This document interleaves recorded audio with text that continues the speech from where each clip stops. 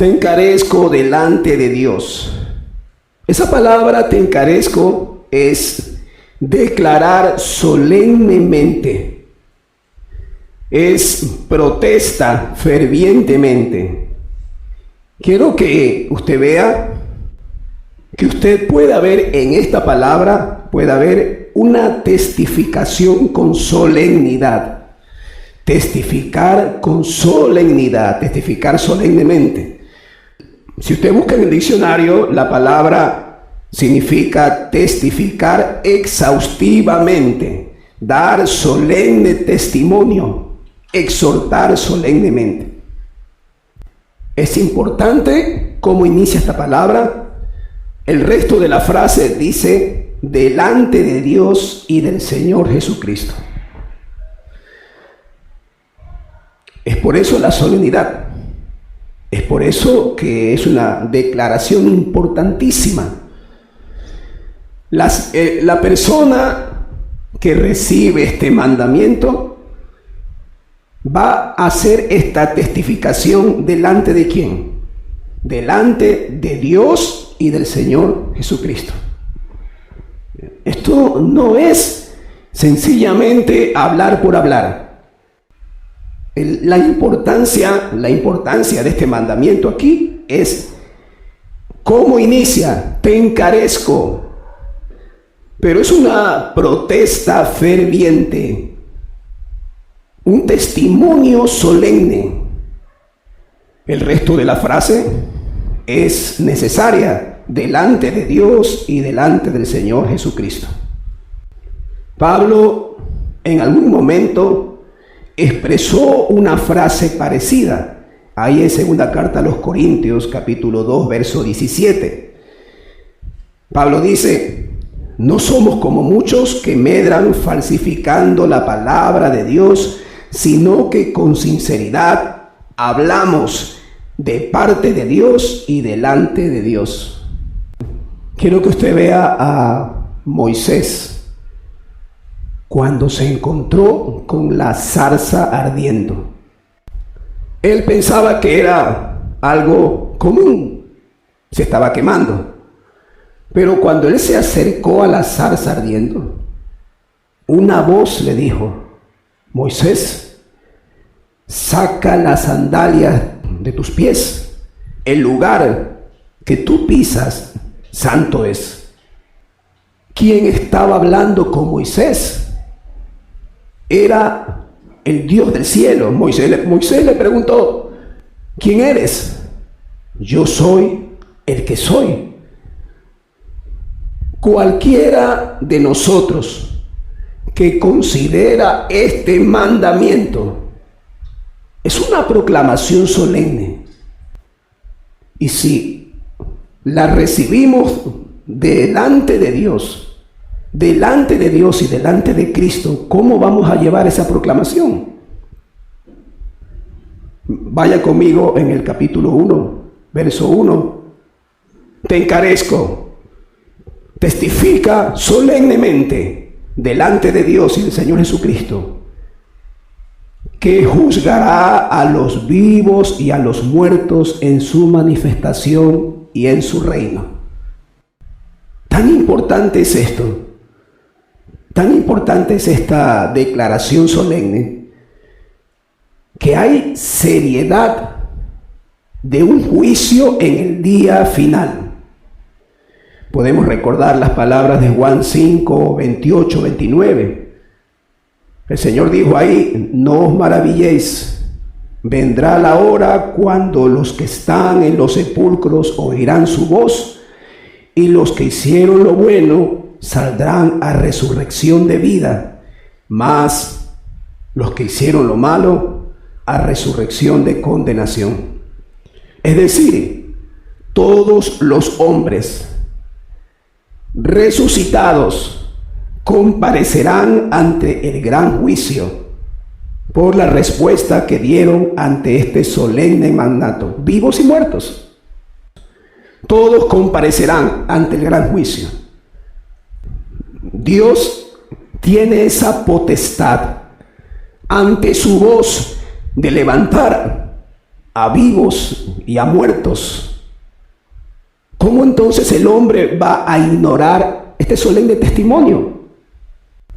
Cuando el Señor venga, habrá algunos que no vean muerte, pero todos mueren. Los que hicieron lo bueno resucitarán para vida eterna, y los que hicieron lo malo resucitarán para condenación. Es decir, nadie se puede escapar de este juicio. Y si estamos conscientes de la solemne proclamación que tenemos que hacer, ¿cómo vamos a evitarlo? ¿Cómo vamos a ignorarlo? Ahí en Mateo 28, versículo 19, este mandamiento de ir y hacer discípulos a las naciones. La iglesia no puede extraviarse de este mandamiento. Hay una responsabilidad. Ahora, ¿esto es para todos los creyentes? Claro que sí. Pero algunos, como Timoteo y Tito, llevarán mayor carga. Por eso Pablo dice: ay de mí si yo no predico el evangelio, si no proclamo. ¿Por qué? Porque me es una necesidad impuesta. Usted hace posiblemente su trabajo secular. ¿Lo hace porque el jefe lo está viendo o porque es su responsabilidad? Bueno, yo espero que sea su responsabilidad. Si hacemos algo para Dios, ¿por qué lo hacemos? ¿Para que los hombres nos vean y nos aplaudan? ¿O lo hacemos para Dios? Timoteo, Tito, Pablo, los apóstoles tenían una carga por las almas. Y este mandamiento, Pablo le está diciendo a Timoteo y a Tito: esto te enseño. Esto te enseño, ¿para qué? Para que tú también enseñes a otros. Pero es para todos, hermanos. Es para todos. Cuando una madre habla el evangelio a sus hijos, ¿acaso no lo hace delante de Dios? ¿Acaso no lo hace delante de Cristo? ¿O habla cualquier cosa? Por eso, una madre también debe aprender la palabra. Debe estar consciente que está llevando esta declaración solemne también. Y sabemos que hijos piadosos hablan bien de una madre virtuosa. Su virtud mayor está en tener hijos piadosos. Hijos que teman a Dios. Esa es su mayor virtud. Versículo 1. Te encarezco. ¿Qué es eso? Declaración solemne. Testifica solemnemente delante de Dios, delante del Señor Jesucristo, que juzgará a los vivos y a los muertos en su manifestación y su reino.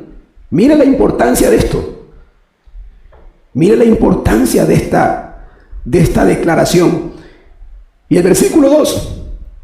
Ahora Pablo comienza a darle detalles. Y sabe que es bueno tener siempre los detalles.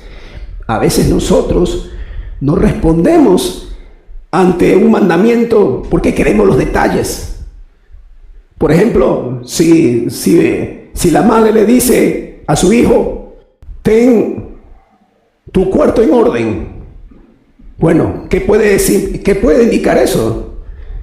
Ahora los chicos quieren detalles. ¿Qué implica tener tu cuarto en orden?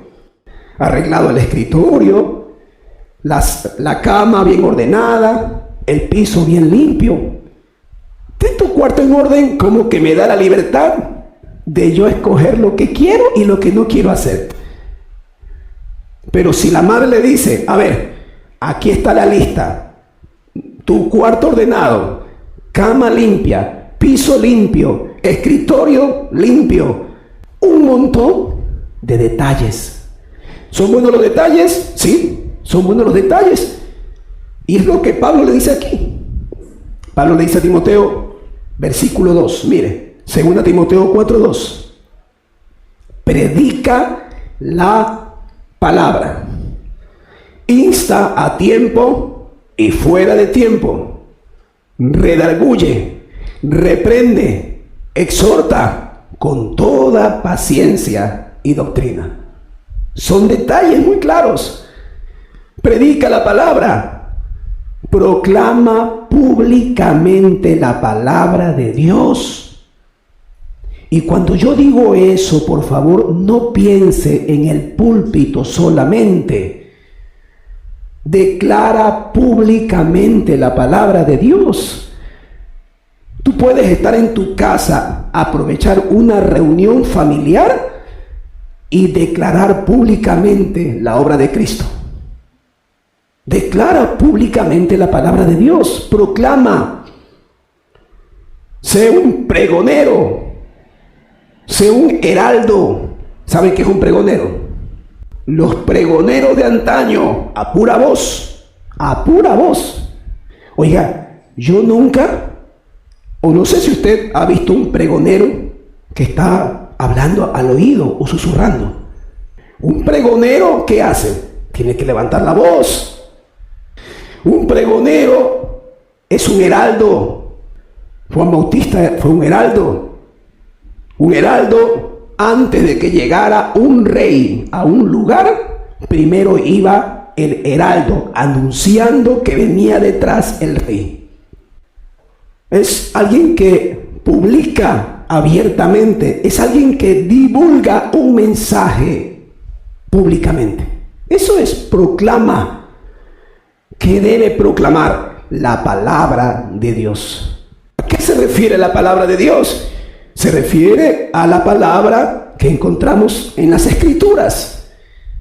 Si Timoteo proclama públicamente a judíos y a gentiles, tomando en cuenta lo solemne del mensaje delante de Dios y de Cristo, esta proclama era una exposición de la santidad y la justicia de Dios.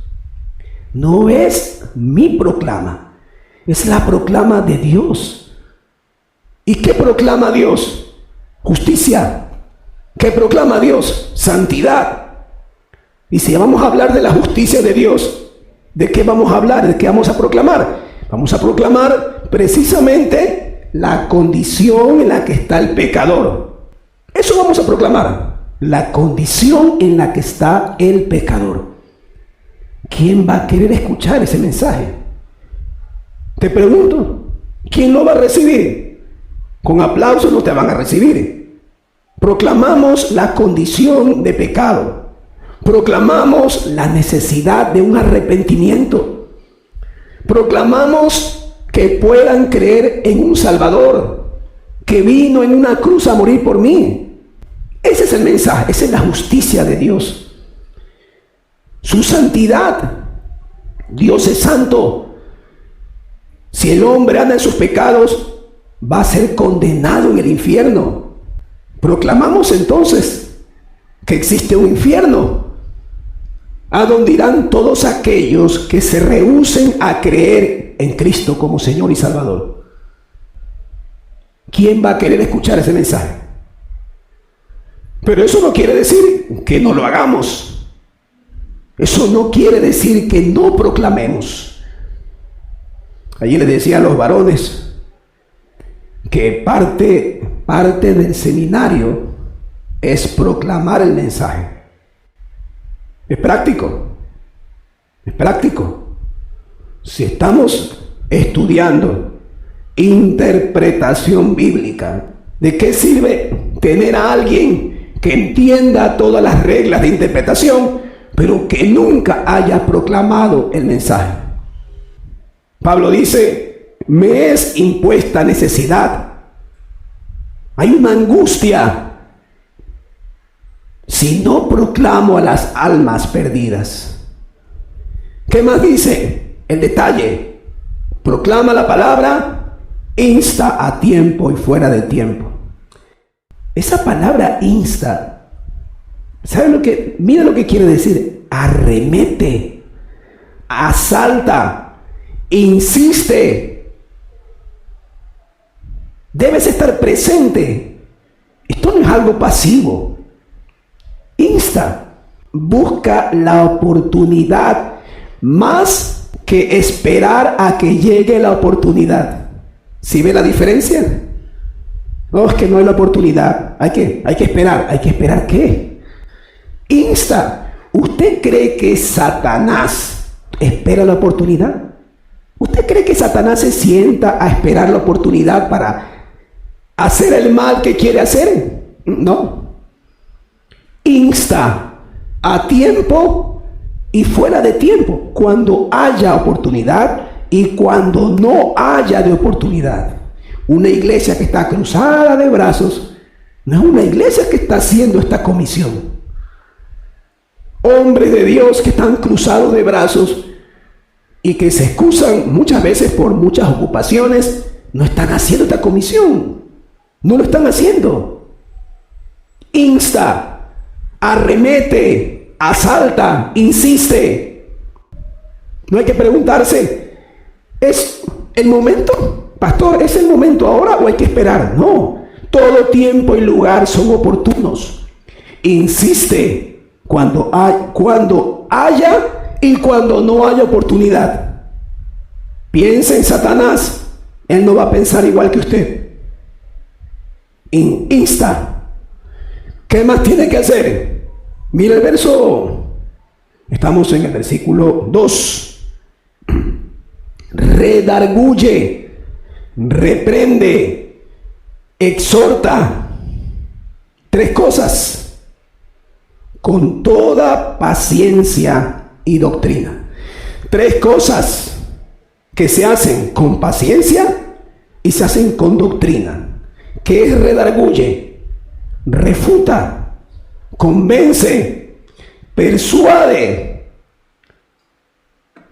Pero necesitas la doctrina para hacer esto. Si yo te voy a convencer de que Cristo no es Dios, entonces estoy mal. Pero hay gente que puede hacerlo. Hay gente que puede convencer. Hay gente que puede redarguir y arrastrar a muchos al error. Por eso, redarguye es refuta, convence, persuade. Reprende es amonesta, censura. Pero hazlo con paciencia y con doctrina. Exhorta con toda paciencia y doctrina. ¿Por qué me dice paciencia? Porque tú debes de saber que si vas a refutar a otro, si vas a amonestarlo o a censurarlo por su vida, recuerda que tú también hiciste en algún momento las mismas cosas. Por ejemplo, alguien que estuvo en drogas y después el Señor lo salvó, y esa persona va y amonesta, convence, persuade, censura a otros que han tenido el mismo problema de la drogadicción. Pero lo hace con paciencia. ¿Por qué? Porque así pasó con él.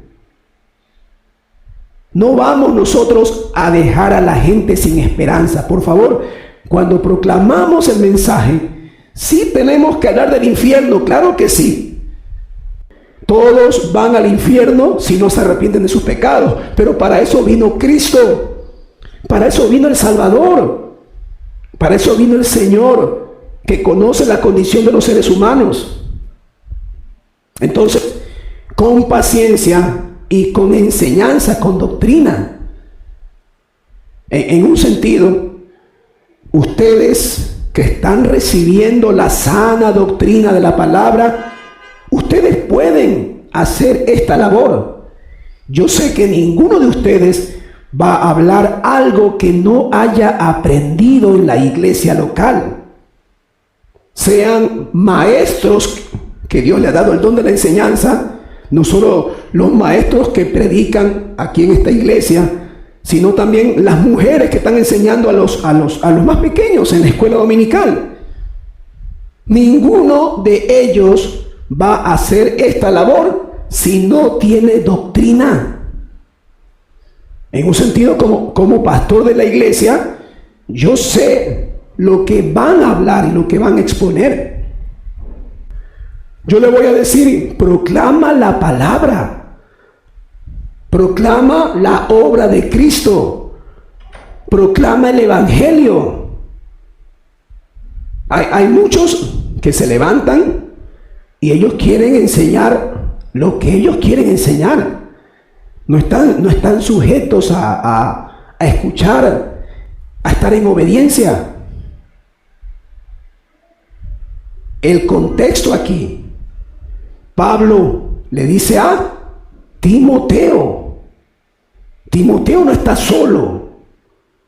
¿Entiende eso? Timoteo no está solo. Timoteo no dice, a ver, se me ocurre esto. No, tiene a Pablo. ¿Quién reemplaza a Timoteo? Todos, especialmente aquellos que son llamados para el ministerio. Versículo 3. Aquí hay una advertencia. ¿Es tan importante hacer esto? ¿Es tan importante considerarlo? Pablo le dice a Timoteo, vendrá tiempo cuando la gente no soportará escuchar la sana doctrina, sino que teniendo comezón de oír, ve, le pica las orejas solamente, comezón de oír, picazón. No es que quieren escuchar, en verdad, no es que quieren sentarse a aprender, no, solamente quieren escuchar lo que ellos quieren escuchar. Teniendo comezón de oír, se amontonarán maestros conforme a sus propias concupiscencias, a sus propios deseos. Versículo 4, es tan grave esto, sí, apartarán de la verdad el oído y se volverán a las fábulas. Apartarán de la verdad y se volverán a las fábulas, a los mitos, a las ideologías.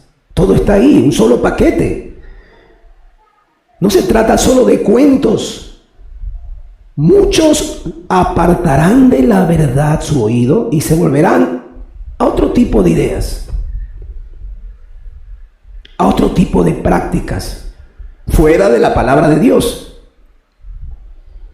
¿Cómo puede ser posible que la gente no quiera escuchar la sana doctrina? ¿Por qué sucede eso? Recordemos el capítulo anterior, donde Pablo le dice a Timoteo precisamente que en los postreros días vendrán tiempos peligrosos. El capítulo anterior vimos eso. En los últimos días vendrán tiempos peligrosos. ¿Cuántos? No lo sabemos. ¿Cuándo empezaron los últimos días? ¿Cuándo empezaron? Cuando vino nuestro Señor Jesucristo. Ahí empezamos los postreros días. Más de 2000 años. ¿Cuántos tiempos peligrosos han venido? Algunos. Por lo menos año 200, 300, persecución de los cristianos. Año 500 hasta el 1000, no había lectura de las escrituras. Solamente el clero católico tenía acceso a las escrituras. Tiempos peligrosos. La reforma. Se levantan hombres de Dios y ¿qué sucede? Los matan. Los persiguen. Y hoy, ¿qué estamos viviendo el día de hoy? Si usted no se ha dado cuenta, hoy la gente no quiere escuchar la palabra. Ah, pero eso pasaba antes. No, la rechaza. Cambia los estándares de Dios. Ahora es legal el aborto. Ahora es legal matrimonios con parejas del mismo sexo. ¿Cuándo ha pasado eso antes? Sí, ha habido homosexualismo. Ha habido, pero ahora es legal. Los tiempos que vivimos hoy son tiempos difíciles. Yo le pregunto a la gente, ¿no quiere escuchar la Biblia? Por eso la proclamación es solemne. Por eso hay que predicar la palabra. Hacerlo a tiempo, afuera de tiempo. Redarguir, reprender, exhortar con toda paciencia y doctrina. La gente no escuchará, no quiere escuchar la Biblia. La rechaza. Uno dice, ante todo eso hay que llevar en la Biblia, pero no, la rechazan. A los proclamadores ambulantes los rechazan. No quieren saber de nada de la palabra. La gente solo querrá escuchar lo que le conviene, lo que quiere, no la palabra de Dios. Y al final, la verdad se apartará de sus oídos.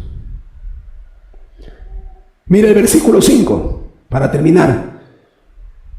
Sé sobrio. ¿Qué tienes que hacer? Sobrio, juicioso, de dominio propio, sobrio en todo.